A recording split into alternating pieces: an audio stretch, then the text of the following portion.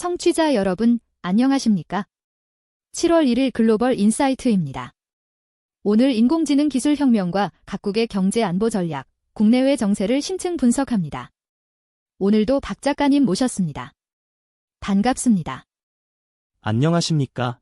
한국의 대규모 AI 투자, 미국의 무역 정책, 중국의 기술 패권, 일본의 엔저와 저출산, 중동 및 러시아 정세까지 오늘 국제사회 흐름을 명쾌하게 파고들어 보겠습니다. 첫 소식은 대한민국입니다. 이재명 대통령은 인공지능 혁명을 주도할 초격차 산업 강국 도약을 위한 대한민국 대도약 3대 메가 프로젝트를 발표했습니다. 삼성전자와 SK그룹이 반도체, 피지컬 AI, AI 데이터 센터 등 3대 분야에 총 4,755조 원 이상을 투자할 예정이며 특히 호남 지역은 제2의 반도체 메카로 조성되어 800조 원이 투자될 계획입니다. 이 엄청난 규모의 투자는 어떤 의미를 가지나요? 투자 계획이 구체적인 규모와 참여, 기업까지 공개되며 진전되었습니다. 4,755조 원이라는 숫자는 단순한 기업 투자를 넘어 이재명 정부가 인공지능 시대를 맞아 미래 성장 동력을 확보하겠다는 의지를 보여줍니다. 호남 지역 대규모 투자는 지역 균형 발전 목표와 함께 미래 산업 핵심 거점을 다변화하려는 전략적 포석입니다. 한편 올해 상반기 달러권 평균 환율이 1,484.6원을 기록하며 IMF 외환위기 직후인 1998년 상반기 이후 두 번째로 높은 수준입니다. 1,500원대의 고환율 기조가 당분간 지속될 것이라는 전망도 나옵니다. 이 원화 약세 현상은 우리 경제에 어떤 영향을 미칠까요? 고환율은 수출 기업에 단기적으로 유리하나 전반적인 경제에는 부담으로 작용합니다. 강달러 기조, 외국인 주식 순매도, 개인 해외 투자 확대 등 복합적 요인 때문에 발생한 이 고환율은 수입 물가를 끌어올려 물가 상승 압력을 가중하고 실질 구매력을 약화시키는 악순환으로 이어질 수 있어 섬세한 대응이 절실합니다. 다음은 미국 소식입니다. 미국 대법원이 도널드 트럼프 대통령에게 독립정부기관위원회고 및 교체 권한을 부여하며 90년 전 판례를 뒤집는 주요 판결을 내렸습니다. 이는 어떤 의미일까요? 이 판결은 트럼프 대통령에게 규제기관 통제력을 강화하는 법적 근거를 제공한 셈입니다. 향후 금융, 환경, 통신 등 다양한 규제 정책이 대통령의 의도대로 더 직접적으로 움직일 가능성이 커졌습니다. 이런 가운데 미국 증시는 6월에 불안정한 손실을 일부 만회하며 상승 마감했습니다.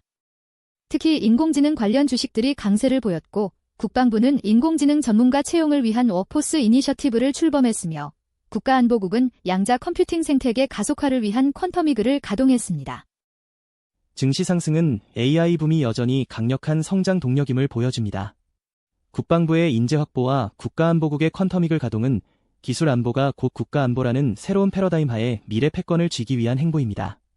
다음은 중국 소식입니다. 중국 공산당은 창당 105주년을 맞아 기념대회를 개최하며 시진핑 주석이 중요한 연설을 발표할 예정입니다. 이 행사는 어떤 의미를 가지나요? 당의 결속력을 강화하고 시진핑 주석의 권위를 공고히 함과 동시에 사회주의 현대화 강국 건설 로드맵을 대내외에 천명하려는 중요한 정치적 무대입니다. 한편 중국의 6월 제조업 구매관리자 지수가 50.3을 기록하며 한 달 만에 확장 국면으로 돌아섰습니다. 이는 첨단 기술 제조업 수출 호조에 힘입은 것이지만 내수 부진은 여전합니다. 또한 세계은행이 2031년부터 중국에 대한 대출을 중단할 계획이라는 보도도 나왔습니다.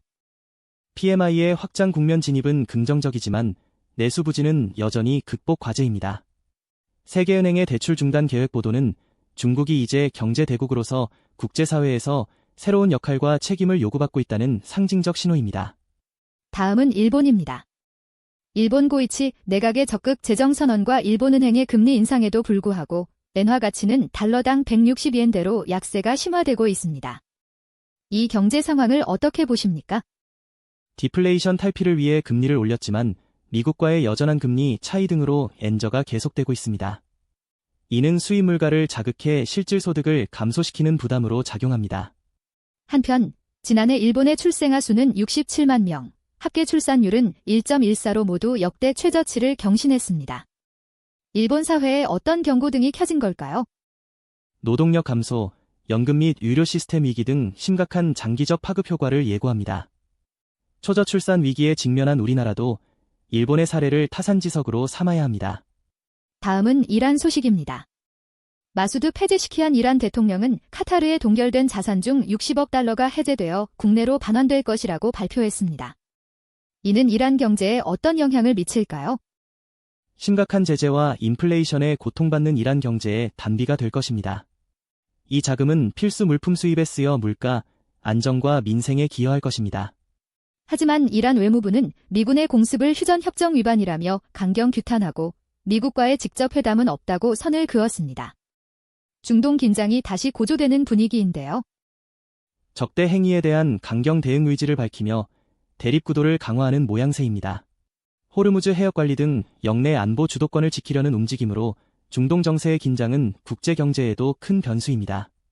다음은 러시아 소식입니다. 러시아가 터키의 휴전 제안을 거부하며 평화적 해결 기대를 사실상 무산시켰습니다. 이러한 결정의 배경은 무엇일까요?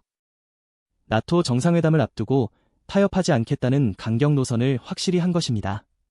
외교적 타협보다 당장의 군사적 목표 달성을 최우선으로 두겠다는 의지로 보입니다.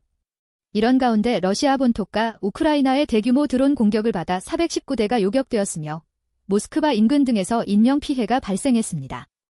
전쟁의 화두가 본토로 직접 번지고 있군요. 우크라이나의 전례 없는 대규모 드론 역량을 보여줌과 동시에 러시아 본토 역시 안전하지 않음을 시사합니다. 인명피해와 공격 확대는 전쟁 지속을 고집하는 러시아 수뇌부에 장기적으로 여론 악화 등의 큰 부담이 될 것입니다. 짧은 글로벌 단신입니다. 일본의 아스카 후지와라의 공도가 유네스코 세계문화유산으로 등록 권고를 받았습니다. 일본 고대 문화의 역사적 가치가 국제적으로 인정받는 계기가 될 것입니다. 중국 국무원은 교육 강국 건설을 위한 제15차 5개년 계획을 발표했습니다. 국가 차원에서 미래 경쟁력을 위한 교육 투자를 아끼지 않겠다는 뜻으로 풀이됩니다. 러시아에서는 올해 전동 킥보드 관련 사고가 작년 대비 3분의 1 급증했습니다. 편리한 만큼 중요한 안전 인프라와 규제 마련의 시급성을 일깨워줍니다. 오늘 전 세계가 인공지능 시대 미래를 대비하는 동시에 다양한 정치, 경제 현안에 직면했음을 확인했습니다. 그 변화의 파장을 글로벌 인사이트에서 계속 추적하겠습니다. 글로벌 인사이트는 내일도 알찬 분석으로 찾아뵙겠습니다. 시청해주신 여러분, 고맙습니다.